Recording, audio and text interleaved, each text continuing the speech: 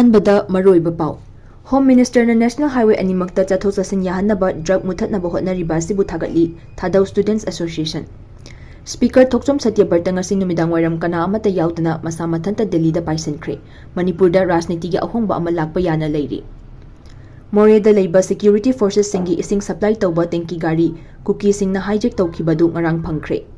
Relief camp ta leiriba IDP singi milu pirang kangdriba fauba Yaoshangda Thabal Chongba Yaroi Kcp BWG. India da English ngani yankhai faubada masagi arumbadagi hena lumba mabuk noiba miyoi million chamriga nifu helabayai report. Class 12 exam da physics ki question leak ohenbada jenaba school gi oza fare SP John. Union Home Minister gi yathang mayok da leiba Kuki Cso sing action lawbugi matam oire M Tombi. Governor Ajay Kumar Bhalana chair lawduna awangba thaki security mifam ama Rajbhavan da pangthokre. Moreh da leiba security forces sing da ising supply tauba tenki gari Kuki sing na hijack tawkhibadu ngarang phangkhre. Border town Moreh da Kuki khulai paiba sing na hijack tawduna pukhiba tenki gari adu tha 16 rom lotsinduna thamluraba matungda ngarang security forces sing na thiba humbagi thabak chathabada Howland Fai dagi phangba ngamkhre. Phangba ngamkhraba DI tata ising tenki adu fibam yamna sokna leiramba thengnaki. Gari adugi tenki gi mafam kayada nongmai maru kaya kapsilambadagi hoduna leiramba thengnaki hairi. Water tanki gari asi mamang chahi English singani kunmari gi Moreh da leiba Manipur State Forces sing da ising supply taurambadagi ising tanker adubu thorakiba Muslim macha anibu Moreh da leiba security forces sing da ising fanghali haiduna faraba matungda tamthina fukibani. Loinana tanki gari asi Kuki narco terrorist sing na tha 16 rom chupna lotsinduna thambadagi ngarang Moreh border town gi mafam kharada security forces sing na combing operation chathabada Howland Fai dagi phangba ngamkhibani hairi. Pawasin hai ising tenki asi hijack tawduna pukhibada chenaba Kuki terrorist sing asi fauba masak khangba ngamdana leibadagi fagatuna ain gi oiba cherak piba ngamdana leirakhibani hairi. Home Minister na National Highway animakta chathok chasin yahanba drug muthatna bahotnariba sibu thagatli Thadau Students Association. Manipur da thokliba tha kunithoiram suraklaba lan asina miyambu khamthengna tangdulai tadaba haibadu ohele. Maram aduna miyambu mahusagi fivam da hanjinaba Bharat lenga ki maikaidagi lokhalakliba action plan sing da Thadau Students Association gi maikaidagi thagatpa phongdorakli. Mahiroi loop asigi general headquarter gi wangangloi Vicky Thadau nangarang thorakpa cherol amana hai. Tha asigi amada Union Home Minister Amit Saha na mayai tangba lawduna famkiba awangba thaki review meeting na lawkiba warip sing adu anawba mangala mo uba phangle. Union Home Minister gi directive amana lagliba March 9 dagi National Highway yauna miyam gi lambi khudingmakta apan ayet pidanaba amadi apanba piba singi mathakta akanba action lokhatnaba khangankhiba du taramno okpaga loinana thagatpa phungdoragli. Union Home Minister na sankhai thumkhai amadi lamdam asida leiriba mayai kaba drug ki network sing muthatnaba yauna khongthang kaya lokhalakliba sina Manipur gi leiriba yelho furup singda tungkoina ingtappa amadi mara chetpa lamdam ama ohenba ngamlagani haina su cherol asina hairi. Union Home Minister gi yathang mayokta leiba Kuki Cso sing action lawbugi matam oire M Tombi.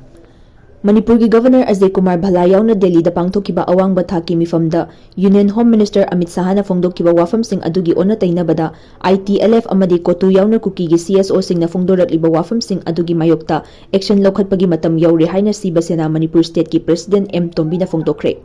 Wafam asi ngasi Babuparada leiba siba sena gi office ta pangthokiba paumi singa unabagi thoramda phongdokhibani. Mahakna makha taraduna hai National Highway hairiba lambi asi state amagi pukchak lambi ni. Business macha tauramba miyoi kaya ama National Highway singda chathok chasin tawba yadaba asina maram oiraga yum pubada khamthengna awaba mayoknari. Miyam gi awabadu uduna center na tha asigi nipan dagi National Highway singda apanba yauduna chathok chasin tawhangadabani haina thamkiba wafam adugi mayokta Kuki Cso singna makhoina taliba separate administration gi demand adu pidriba fauba Athingba Thamgani haina phongdorakliba asida taraina lofam thokte. Union Home Minister amana haiba wafam phauba tha oidaba asidi Government of India da singnabani haibadu mayek sengle. Chingdadi lo leitabagum Kuki Cso singna tawriba thawong asida center na tumina yengduna leigadawribra haibasi achawba wahang amoiragli. Haukiba matam kharagi mamangdasu Manipur gi Governor Ajay Kumar Bhalana ching amasung tamgi nahasing na law gi wangmada sijinaramba khutsu khulai sing pikhalakadabani haina khangalabasu wafam adubu tungoy naraga Kuki sing na taliba demand pidriba fauba khulai amata pithokloi haina phongdorakiba leikhrabani. Kuki sing na thona leina chatharakliba thawong sing asidi lamdam sida lo chalaiba ngamdabagi fivam amada leire haibada haimanba thokloi. Kuki sing na tawningbata tawbada asum yengduna leigadawribra haina su mahakna pentana phongdokhi. Class 12 exam da physics question leak ohenbada chenaba school gi oza fare SP John.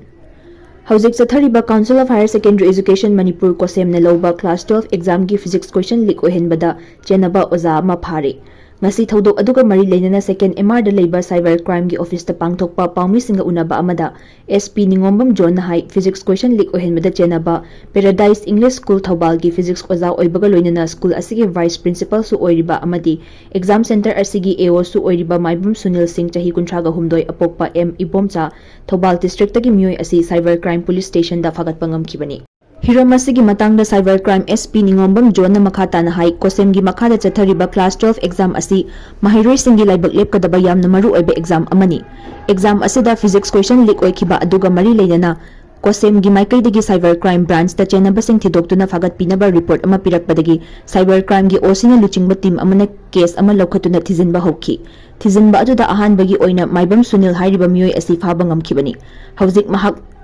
thodok aduga mari leinana wahang pahong chathari loinana atopa mioi kharasu thodok asida chenaramgani haibagi thajaba leibadagi makhatana thizinbagi thabak chathari haiki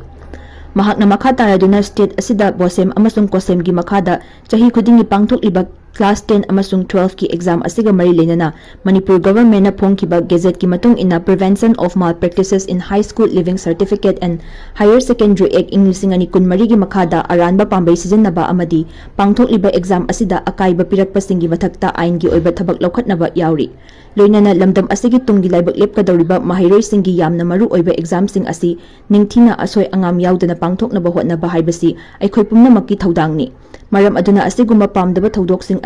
asida chenari basing phagatuna ain gi oiba chairak pinaba hotnari haina su mahakna makha takhi Speaker Thokchom Satyabarta ngasi numidang wairam kana amata yauduna masa mathanta Delhi da paisinkhre Manipur da rajniti gi ahongba ama lakpa yana leiri Mamang chahi Englishingani kunhumdoi gi May 3 dagi hauna Kuki narco terrorist singna Manipur gi apunba saktam thugairaga separate administration tanabagi damak akanba lalhau chathaduna lakliba asi central government amadi Manipur government na loisinna bahotna bangamdabadagi February gi tang 10 gi numidang wairamda Manipur legislative assembly bu mathau tawdana thamlaga Manipur da president rule chalaiduna animated suspension thamjinduna leirakibani ngasi fawba BJP gi MLA singi marakta amatta oina punsinduna luchingba ama khanduna anauba lengak ama semba ngamdana hojiksu leiribani adubu chairak asida ngasi numidang wairam pung 5 rom taba matamda Manipur legislative assembly gi speaker TH Satyabarta mathanta Delhi gi damak Imphal thadokre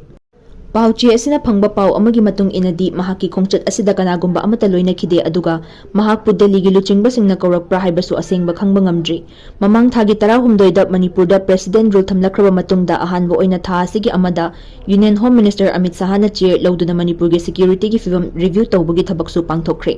madugi fal oina tha asigi nipandagi mahausagum national highway ani haibadi Imphal Dimapur lambi amadi Imphal Jiribam yauna lambi pumnamakta miyam chathok chasin tawhangadabani haiduna Amit Sahana phongdokhibani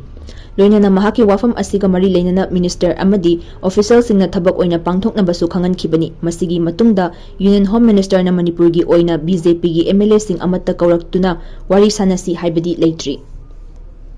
Pau asina hai hauzik Manipur da BJP gi MLA sing amata oina chungsin bangamdana leiriba amadi Chief Minister oigani haiduna michang khomnariba kaya amasu leiribani hanagi Chief Minister N Biren amadi BJP gi President Sarda Devi na luchingba amamam oibagi lawfam thokpa thawdang adu lawduna amata oina BJP gi MLA sing amata oina punsin bangamdana leiribani adubu chairak asida Speaker Satyabarta kana amata yauduna ngasi numidang wairam Delhi da paisinkiba si artha yamna lei Speaker Satyabarta da anauba CM oina hapnabagi lalong ama chatharakpa oigani loinana Delhi gi luchingba singnasu makoina lawrakliba firep asi Manipur gi yaifanabagi damaktani maduna BJP gi MLA sing pumnamak Satyabarta bu sawat-kadabani haina khanghalakpa yai haina thazanari mahakna Delhi da changkhiba asi Delhi gi luchingba sing haibadi Prime Minister Narendra Modi gi yathang matung inna Union Home Minister Amit Sahana Speaker Satyabarta bu kausillaga kupna wari sanaraga anauba BJP gi leingak ama semnaba thorang torakpa mali haina su rajniti mari leinaba kangpuna phongdoragli India da English ngani yankhai fawbada masagi arumbadagi hena lumba mabuk noiba miyoi million chamri gani fu helaba yai report English ngani ga yankhai fawbada masagi arumbadagi hena lumba amadi mabuk noiba miyoi India da million chamri gani fu helaba yai haina The Lancet Journal gi report amana hairi International Research Team amana phongdorakpagi matung inna century tangkhai asi fawbada India da masagi arumbadagi hena lumba amadi mabuk noiba nupa million Chaniga taraga nipan aduga nupi million chaniga kuntramathoi leiduna malemgi oina China gi ngamthangda ani suba mafamda leiraba yai Masiga loinana United States, Brazil amasung Nigeria da mathang sitna ahum suba, mari suba amasung mga suba da leiraba yai hairi. Amaromda Indian Council of Medical Research ki researcher yauba Global Burden of Diseases Study English ani kunmathoi gi matung ina kumza English ani kunmathoi phawbada India gi oina million chamaga marfu oiki. Masigi manungda million marfu ga mathoi amasung million maudraga nipan na mathang sitna nupa amadi nupi gi masing oiki. Research tawbasingi matung ina lakliba kumza English ani yangkai phawbada India da chahi manga dagi taraga nipan phawbugi manungda leiba nupa macha million tara taruk aduga nupi macha million taraga marina masagi arumbadagi henna amadi mabuk noiba leiraba yai hairi. Chahi tara manga dagi kunga mari phawbugi manungda leiba kanglupki oina malimgi leibak singi manungda Indiana nupa million kunga nithoi aduga nupi million tara taret leiduna khwaidagi wangba masagi arumba amadi mabuk noithokpagi laina kaya mayok naraba yai haina report asina makhatari. Relief camp ta leiriba IDP singna mitlu pirang kangdriba fawba Yaoshangda Thabal Chongba Yaroi Kcp PWG. IDP singna mayum leitana leiringai amadi makhoigi mitlu pirang kangdringai fawba Thabal Chongba Yaroi Haina aina thingkraba Manipur gi lalhoba ama oiriba Kangleipak Communist Party Kcp People's War Group ki PRO chingkhai nganmana khutyak piduna press ta thadorakpa cherol amana hairi. Cherol asina hai chechat lamta thagi tara mangani panba Thanil Purnima numitagi haugadoriba Yaosang kumhaina lakpa asida Kcp PWG na Kangleipak miyamda yaifa paujal pizari. Yaosang kumhaina lakpa asida Kanglei miyamna ithak irang aki amauda tawbagi mahutta sana khotnabada hena mityeng thamduna afaba changthokpa sanaroi kaya puthokminaduna afaba khunai ama sembada mityeng changminasi. Lisang sitna lakpa Yaosang kumhaina lakpa asida Kangleicha singna Kangleipak asida tariba awa ana leitadaba kaya bu kauthoklaga kumhai irangda tawraga Yaosanggi Thabal Chongbadi Yaroi hairi. Cherol asina hai haukiba kumza English ani kunhumdoi gi me ahumdagi ngasi fawba miramdagi lakpa iramdam Kangleipak pu khudum chanaba hotnarakpada minungsi khangdana mi hathina hatkraba Kangleicha sing amadi mayum makai maral matum tumna mai thadokibadagi hauzik tongan ba relief camp ta changjafam loriba internally displaced people singna masa masagi mayumda leitana leitriba amadi makhoigi pirang kangdriba fawba Yaosang kumhai ga mari leinaba Thabal Chongba Yaroi adumakpu kumhai asiga mari leinana Kanglei miyamna mafam kayada afaba sanaroi kaya puthoknaba sana khotnabagi thoram kaya pangthokpadadi pukning thagutkani hairi. Kcp PWG na Kanglei miyamdagi pamjabadi haukiba kumja English ani kunhumdoi gi me ahumdagi ngasi fawba Kangleipak asida oirakliba kaya asiga loinana aikhoi Kangleicha singi haurakfam khangminaba amadi aikhoi pukning wakhal taminabani. Kumja English ani kunhumdoi gi me ahumdagi ngasi fawba Kangleipak asida chatharakliba miramdagi lakpa iramdam Kangleipak pu khudum chanaba hotnariba sing asi makhal kayagi landada mamal yamlaba Kangleicha kayagi punsi loikre.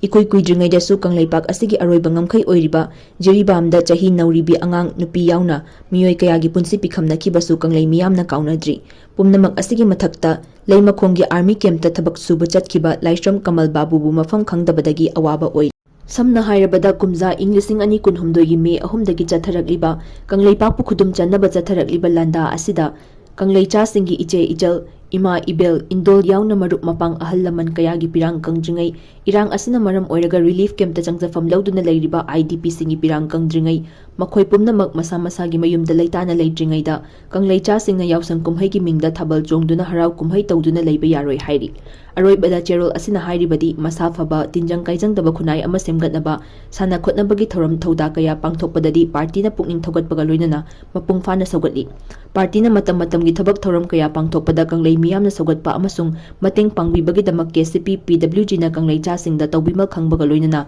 kok nona ikai khumnabu uchari hairi. Governor Ajay Kumar Bhalana chair lauduna awangba thakki security mifam ama Raj Bhavanda pangthokre. Union Home Minister Amit Shah na chair lauduna New Delhi da Manipur gi matangda awangba thakki security review meeting pangthoktuna state asida tangdu laitaba puraknaba akan mawafam thamkraba matungda ngasi Governor Ajay Kumar Bhalana chair lauduna awangba thakki security mifam ama Raj Bhavanda pangthokre. Pangthokiba mifam asida Chief Secretary PK Singh, DGP Rajiv Singh, Security Advisor Kuldeep 3 Corps Commandant, GOC 59 Mountain Division Leimakong, IZAR South CRPF amasung BSF ki makok thongbo official singna saruk yaki. Ngasi numit yung gamatong pung 12 minute kunrom tarakpa aduwaidagi haukiba mifam asida kari karamba wafang kanakibano haibagi marik chombadi haujik fawbagi oina khangba ngamdri. Adubu thajaningai oiba pawgi likun amagi matung inadi Union Home Minister Amit Shah na chair lauduna tha asigi amada New Delhi da famkiba awangba thakki security mifam aduda lakliba March 9 dagi Manipur gi ching amasung tampaki mafam khudingmakta miyamna athingba amadi ayatpa yaudana free movement oinaba wafam yauri hairi. ꯄꯟꯕ ꯌꯥꯕꯗꯤ March 9 ꯗꯒꯤ ꯃꯅꯤꯄꯨꯔꯒꯤ ꯃꯐꯝ ꯈꯨꯗꯤꯡꯃꯛꯇ ꯃꯅꯤꯄꯨꯔꯒꯤ ꯃꯤꯌꯥꯝꯅ ꯆꯠꯊꯣꯛ ꯆꯠꯁꯤꯟ